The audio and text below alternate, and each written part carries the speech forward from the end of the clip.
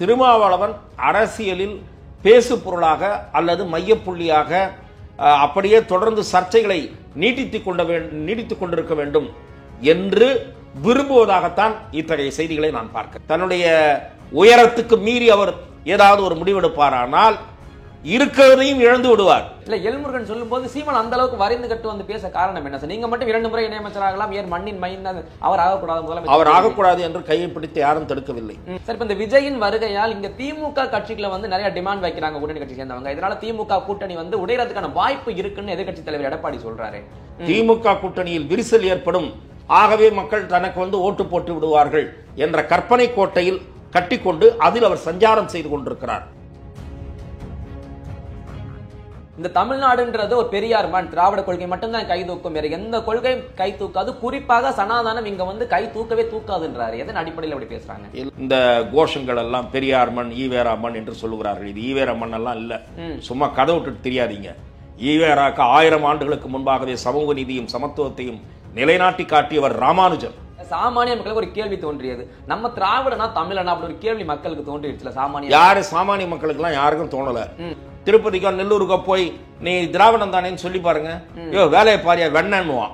அங்க போய் ஒரு மாநாட்டை கூட்டி அங்க இருக்கிற தலைவர்கள்லாம் மேடை கழித்து நாங்கள் திராவிடர்கள் என்று சொல்ல வைக்க வேண்டும். சொன்னால்தான் அது அவர்களும் ஏற்றதாக அர்த்தம். இல்லாவிட்டால் நீங்கள் இங்கே உருட்டி கொண்டிருக்கிறீர்கள் என்றுதான் மக்கள் நினைப்பார்கள்.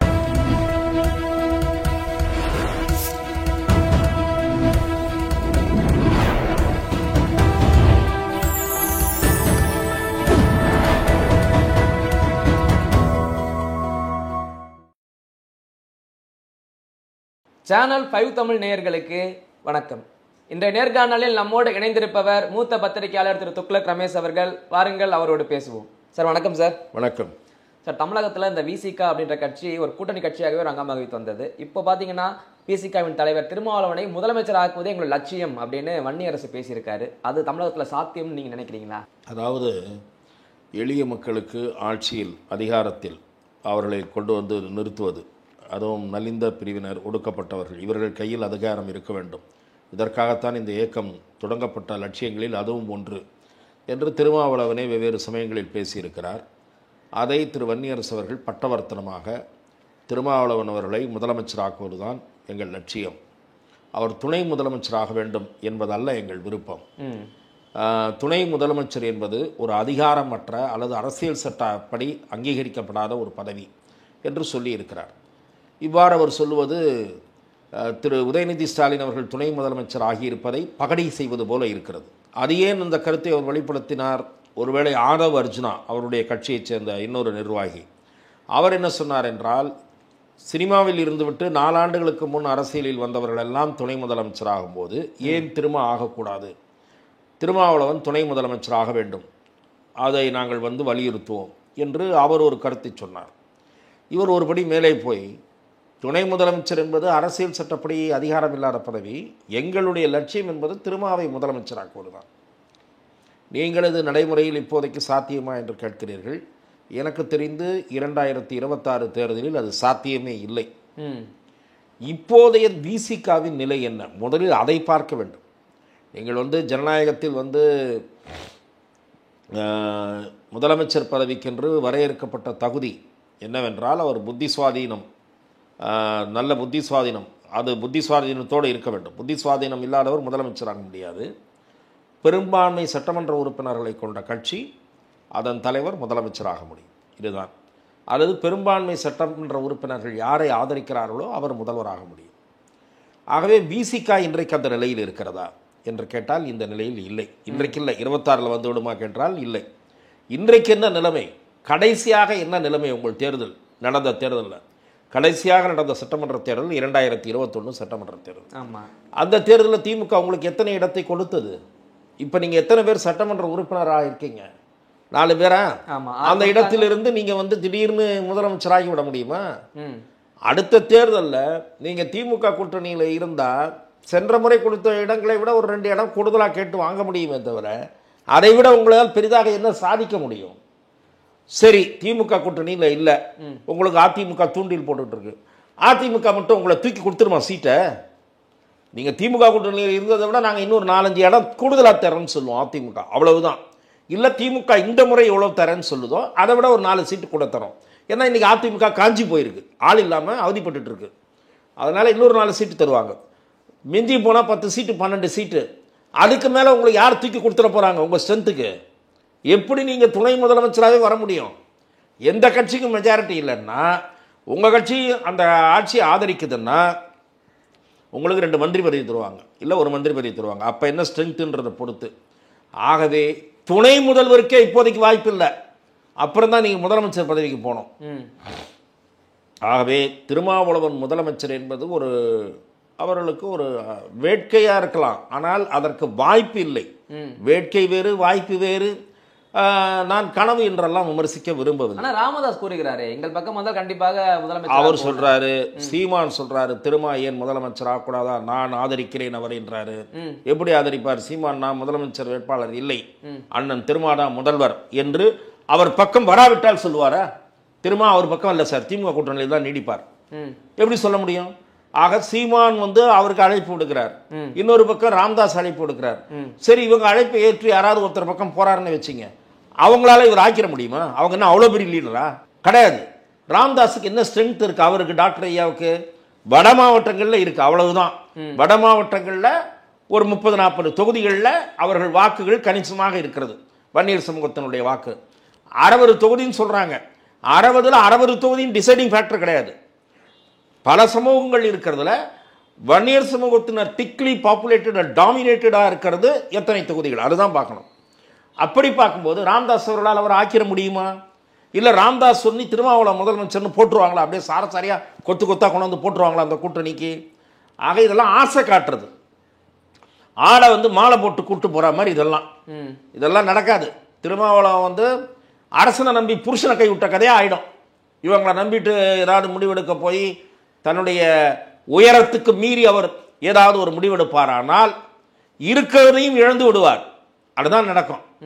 ஆகவே யாரும் அவரை துணை முதலமைச்சராக ஒத்துக்க மாட்டாங்க இப்போதைக்கு. அடுத்த தேர்தலில் இதெல்லாம் 2 திராவிட கட்சியில ஒன்று வீழ்ந்த பிறகு ஒரு கூட்டணி அரசு தமிழகத்தில் அமையக்கூடிய சூழல் உருவாகிற போது ஒரு 2 தேர்தல்களுக்கு பிறகு திருமா கட்சி ஒரு 30-40 இடங்களில் 50 இடங்களில் போட்டியிட்டு ஒரு 20 இடங்களில் வெற்றி பெறக்கூடிய சூழ்நிலை, 20-25 இடங்களில் வெற்றி பெற்று அப்போது அதிக இடங்களை பெறுகிற கட்சி மெஜாரிட்டி இல்லாமல் தவித்தால் இதெல்லாம் இவ்வளவு ஈஃப்ஸ் அண்ட் பட்ஸ் இருக்கு. ஆகவே இது உடனடியாக நடைபெறக்கூடிய காரியம் அல்ல. அதுக்குள்ள இவங்களுக்குள்ள ஒரு 1008 சண்டை விவாதம். முதலமைச்சரே சொல்றார், எங்களுக்குள்ள விவாதம் இருக்கிறது என்றார். ஆகவே இந்த விவாதம்லாம் சும்மா சீண்டி பார்க்குற வேலை. திமுகவை சீண்டி பார்க்குறாங்க, ஆழம் பார்க்குறாங்க, அடுத்த கட்சிக்கு நூல் விடுறோம், எங்களுக்கு ஆள் இருக்குன்ற மாதிரி காட்டுறாங்க. இது ஒரு அரசியல் யுத்தி தந்திரம், மலிவான தந்திரம். இது எடுபடாது. இல்லை, இந்த வார்த்தை தற்போது வர காரணம் வன்னியரசு இப்படி சொல்றதுக்கான காரணம் களமானது 5 முனை போட்டியாக இருக்குது, அதனால எங்களுக்கான வாய்ப்பு இப்படி இருக்குன்னு சொல்றாரோ, சொல்லாமல் சொல்றாரு வன்னியரசு. களம் 5 முனை போட்டியாக இருக்கிறது, இப்போதைய நிலவரப்படி இருக்கிறது.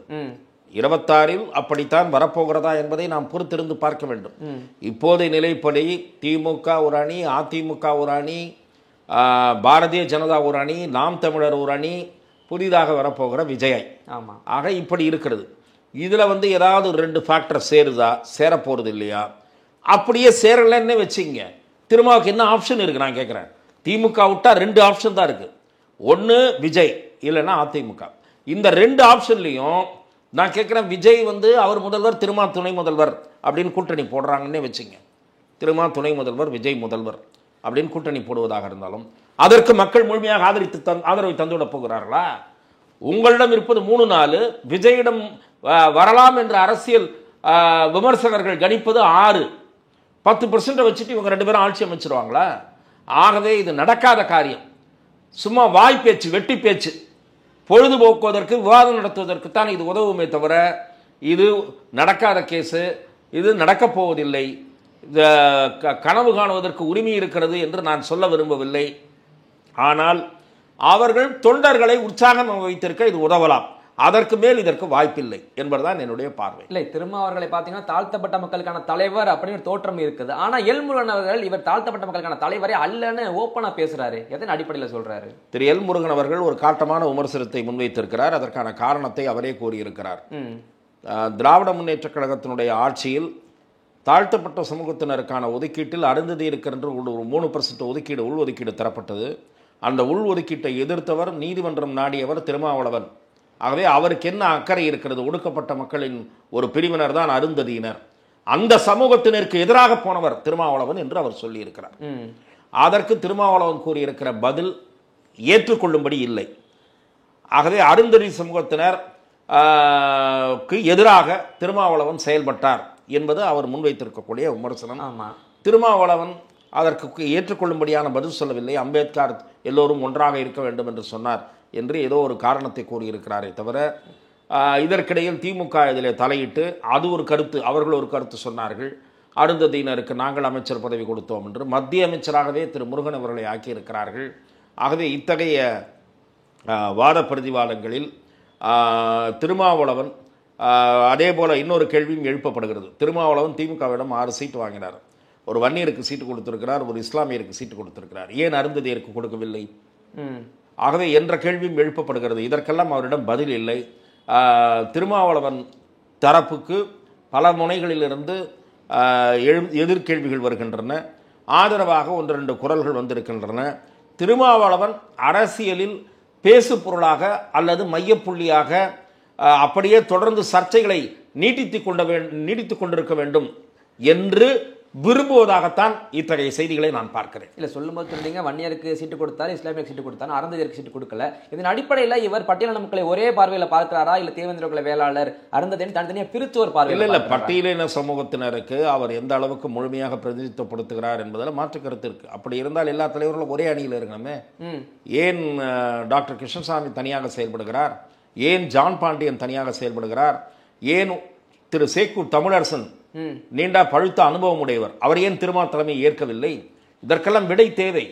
ஆகவே ஒடுக்கப்பட்ட சமூகத்தின் ஒட்டுமொத்த பிரதிநிதி அல்ல திருமாவளவன். அவரவர்களுக்கென்று ஆதரவாளர்கள் இருக்கிறார்கள், அவரவர்களுக்கென்று ஒரு கட்சி அமைப்பு இருக்கிறது. தேவேந்திர குல வேளாளர்கள் இவரை தலைவராக ஏற்கவில்லை. அதே போல திரு சேக்கூர் தமிழரசன் அம்பேத்கருடைய டாக்டர் பிரகாஷ் அம்பேத்கருடைய இயக்கத்தில் இருக்கிறார். அவர் சட்டமன்ற உறுப்பினராக இருந்திருக்கிறார். ஒடுக்கப்பட்ட சமூக மக்களின் பல்வேறு பிரச்சனைகளை பேரவையில் ஆணித்தரமாக பேசியிருக்கிறார். ஆகவே திருமாதான் ஒரே தலைவர், ஏகபோக தலைவர் என்றெல்லாம் யாரும் அந்த சமூகத்தைச் சேர்ந்தவர்களை ஏற்கவில்லை. இதுதான் யதார்த்த நிலை. இல்லை, எல்முருகன் சொல்லும்போது சீமான் அந்த அளவுக்கு வரைந்து கட்டு வந்து பேச காரணம் என்ன சார்? நீங்க மட்டும் 2 முறை இணையமைச்சராகலாம், ஏன் மண்ணின் மைந்தன் அவர் ஆகக்கூடாது, முதலமைச்சர் அவர் ஆகக்கூடாது என்று கையை பிடித்து யாரும் தடுக்கவில்லை. இவ்வளவு முனைகிற சீமானோ அவர் ஒன்றும் செய்ய முடியாது. ஸ்டாலினிடம் போய் பேச முடியாது. ஸ்டாலினிடம் பேசக்கூடிய இடத்தில் இருக்கக்கூடிய ஷானவாஸ், ஆளூர் ஷானவாஸோ பன்னியரசோ திருமாவுக்கு பதிலாக நேராக அப்பாயின்மெண்ட் வாங்கி ஸ்டாலினிடம் போய் ஒடுக்கப்பட்ட சமூகத்தை சேர்ந்தவர்களுக்கு அமைச்சரவையில் எங்கள் கட்சியை சேர்ந்தவர்களுக்கு 2 பேர் மந்திரி கொடுங்கள் என்று கேட்கட்டும், பார்க்கலாம். இப்போ கேட்க வேணாங்க. 2021 தேர்தல், சட்டமன்ற தேர்தல் சமயத்தில் திமுக கூட்டணியில் நாங்கள் நீடிப்பதாக இருந்தால் விசிகாவுக்கு 2 மந்திரி கொடுக்க வேண்டும், துணை முதலமைச்சர் கொடுக்க வேண்டும். கேட்பீர்களா? அந்த துணிச்சல் விசிகாவுக்கு இருக்கிறதா என்று நான் கேட்கிறேன். ஓகே சார், அதே நேரத்தில் முதல்வரும் துணை முதல்வரும் சேர்ந்து சொல்றாங்க, இந்த தமிழ்நாடுன்றது ஒரு பெரியார் மண், திராவிட கொள்கை மட்டும்தான் கை தூக்கும், வேற எந்த கொள்கையும் கை தூக்காது, குறிப்பாக சனாதானம் இங்க வந்து கை தூக்கவே தூக்காதுன்றாரு. எதன் அடிப்படையில் அப்படி பேசுறாங்க? இல்லை, இது ஆளுநர் பங்கேற்ற ஒரு தமிழ்தாய் வாழ்த்து 2 வரிகள் பாடாமல் விட்டதனால் எழுந்த ஒரு சர்ச்சையின் தொடர்ச்சியாகவும், அது தவிர அடிக்கடி இந்த திராவிட மாடல் புராணம் பாடுகிற நேரத்திலும் அல்லது வீரமணி அவர்கள் அழைத்து நிகழ்ச்சி நடத்துகிற போதோ அல்லது வீரமணி போய் பங்கேற்கிற நிகழ்ச்சி நடைபெறுகிற போதோ இந்த கோஷங்கள் எல்லாம் பெரியார் மண், ஈவேரா மண் என்று சொல்லுகிறார்கள். இது ஈவேரா மண் எல்லாம் இல்லை, சும்மா கதை விட்டுட்டு தெரியாதீங்க. ஈவேராக்கு 1000 ஆண்டுகளுக்கு முன்பாகவே சமூக நீதியும் சமத்துவத்தையும் நிலைநாட்டி காட்டியவர் ராமானுஜர். அதனால தான் கலைஞர் அவர்களே ராமானுஜருடைய வாழ்க்கையை பற்றி வசனம் எழுத வேண்டி வந்தது.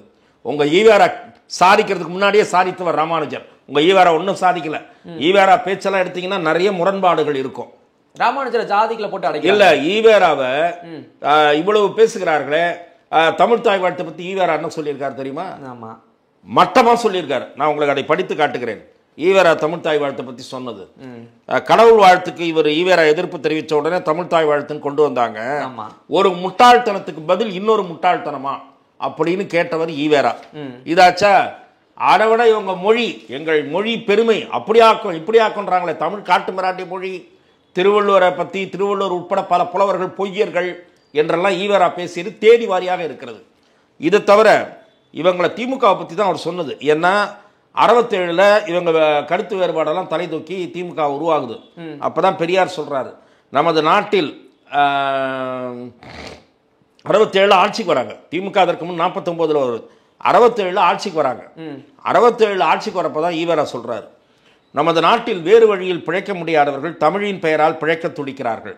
அவர்கள் துடிதுடிப்பு தான் தமிழை காக்க வேண்டும், தமிழுக்கு உழைப்பேன், தமிழுக்காக உயிர் விடுவேன் என்பது போன்ற கூப்பாடுகள்.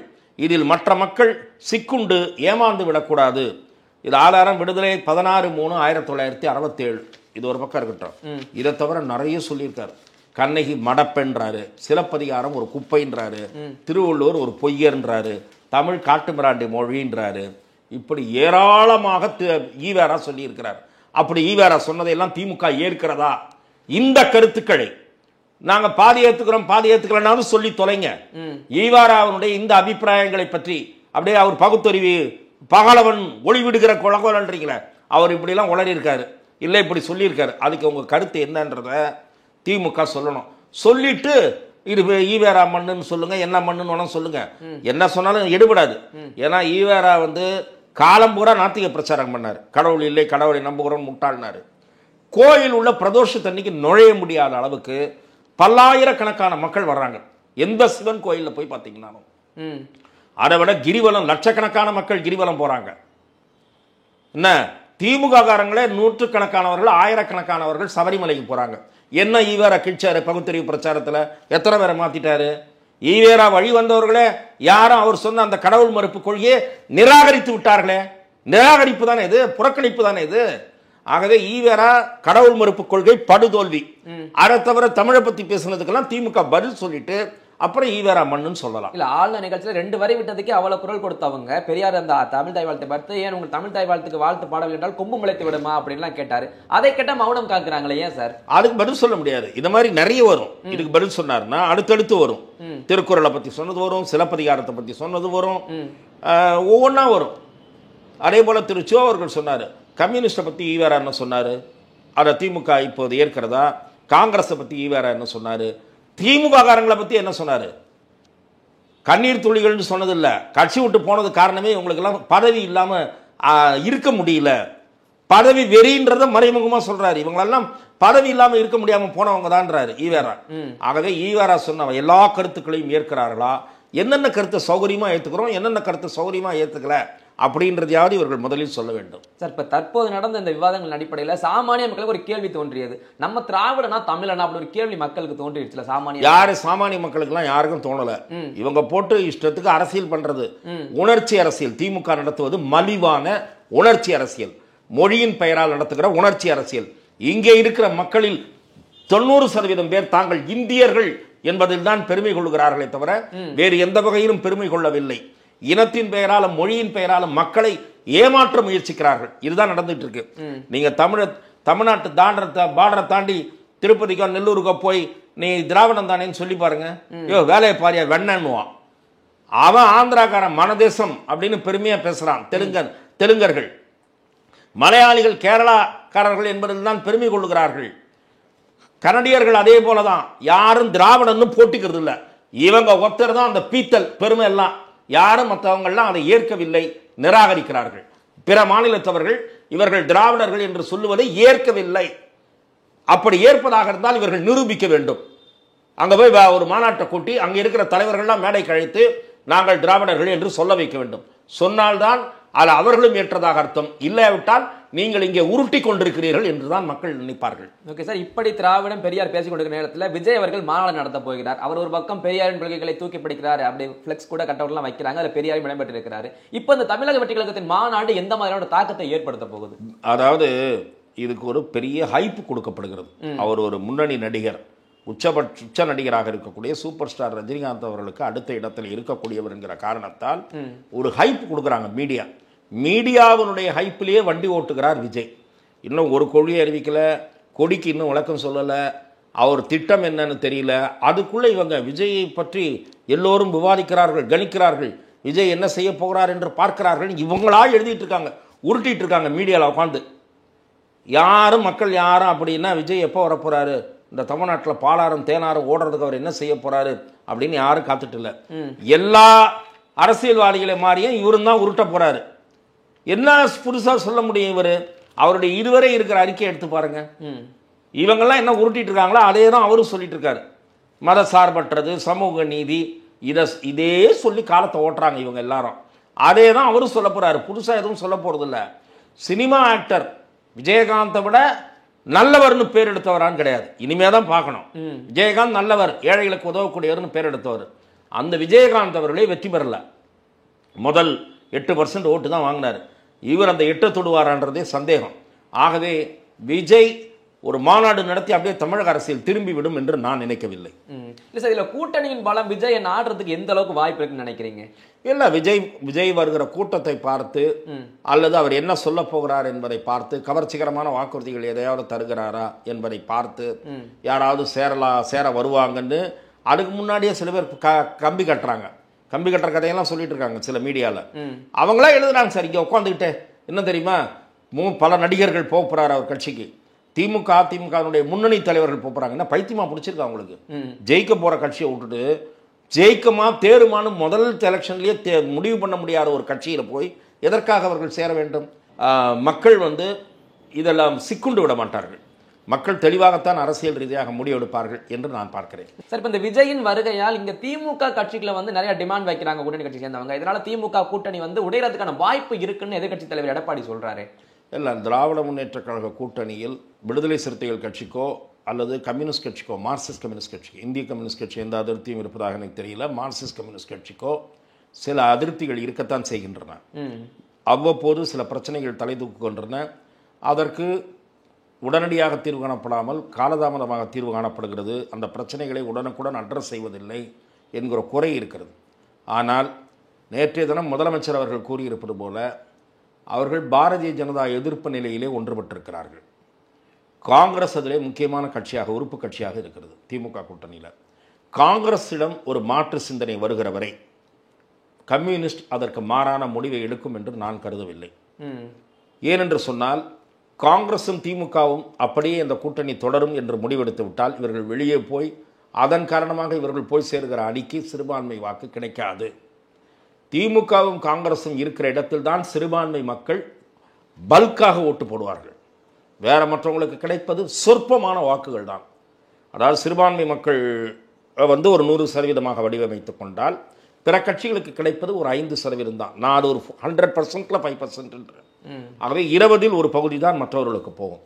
ஆகவே இவர்கள் கம்யூனிஸ்டும் சிறுத்தையும் மார்க்சிஸ்டும் சிறுத்தையும் திமுகவிடம் அழுத்தம் கொடுத்து சில விஷயங்களை சாதித்துக் கொள்ளுகின்றனவே தவிர, சாதித்துக் கொள்ள முயற்சிக்கின்றனவே தவிர திமுக கூட்டணியில் விரிசல் தோன்றும் என்று நான் கருதவில்லை.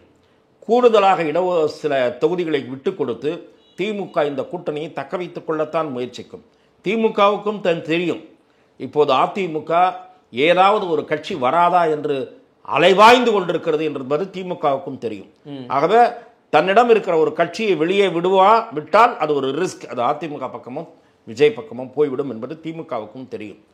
திமுகவால் திருமா போனால் பாமகவை இழுக்க முடியும். ஆனால் அதை திமுக விரும்பும் என்று நான் நினைக்கவில்லை. திருமாவாக ஒருவேளை அந்த முடிவை எடுத்தால் பாமக அந்த இடத்தை நிரப்பிவிடும். ஆகவே திமுக கூட்டணியில் விரிசல் வருவதற்கான வாய்ப்புகள் குறைவு. விரிசல் ஏற்பட்டாலும் அதை சரி செய்கிற யுக்தி திமுக அறிந்து வைத்திருக்கிறது. இல்ல, எடப்பாடி பழனிசாமி கூறுவது கம்யூனிஸ்ட், விசிக, காங்கிரஸ் இதெல்லாம் எச்சரிக்கை பண்ணி அடிக்க ஆரம்பிச்சிருச்சு திமுகவுக்கு அப்படின்னு சொல்றாங்க. எடப்பாடி பழனிசாமி இலவு காத்த கிளியாக போகிறார். திமுக கூட்டணியில் விரிசல் ஏற்படும், ஆகவே மக்கள் தனக்கு ஓட்டு போட்டு விடுவார்கள் என்ற கற்பனை கோட்டையில் கட்டிக்கொண்டு அதில் அவர் சஞ்சாரம் செய்து கொண்டிருக்கிறார். அப்படிப்பட்ட விரிசல் மிக சுலபத்தில் நடந்துவிடும் என்று நான் நினைக்கவில்லை. அது ஒண்ணு எடப்பாடி மட்டும் ஏத்துக்கிட்டே எத்தனை நாள் காலம் ஓட்ட முடியும்? மற்ற மூத்த அமைச்சர்களா இதை எண்ணுவார்களா மாட்டார்களா? இல்லை, நான் சொல்லுவது எடப்பாடி பழனிசாமி இப்போது கட்சிக்குள் அரசியல் ரீதியாக ஆலோசனை நடத்தி கட்சியை வலிமைப்படுத்துகிற உண்மையான முயற்சியில் இறங்குவதாக தெரியவில்லை. அதிமுகவை முதலில் பிரிந்து கிடப்பவர்கள் ஒன்று சேர வேண்டும் என்று சொன்ன யோசனையை அவர் நிராகரித்து விட்டார். அதன் காரணமாக மூத்த நிர்வாகிகள் அதிருப்தி அடைந்திருக்கிறார்கள். அதே போல திருமாவளவன் வந்து விடுவார் என்று நம்பிக்கொண்டிருந்தவருக்கு அது நடக்கவில்லை என்று தெரிந்துவிட்டது. நியூஸ் 18 தொலைக்காட்சிக்கு திருமாவளவன் அளித்த நேர்காணலில் அதிமுகவே 3ஆக உடைந்திருக்கிறது என்று சொன்னார். அதன் பிறகும் திரு எடப்பாடி பழனிசாமிக்கு உரைத்ததாக தெரியவில்லை. இன்னமும் அவர் ஒருவார் இவர் ஒருவார் என்று கட்டுக்கதைகளை அவிழ்த்து விட்டுக் கொண்டு அதிமுகவினருக்கு பசப்பு வார்த்தைகளை கூறி ஏமாற்றி கொண்டிருக்கிறார். எந்த கூட்டணி கட்சியும் இதுவரை அதிமுக பக்கம் பார்வையை திருப்பவில்லை. இதுதான் இன்றைய நிலவரம். ஓகே சார், பல்வேறு கேள்விகளுக்கு பதில் தமைக்கு ரொம்ப நன்றி சார். தொடர்ந்து பேசுவோம். வாய்ப்புக்கு நன்றி.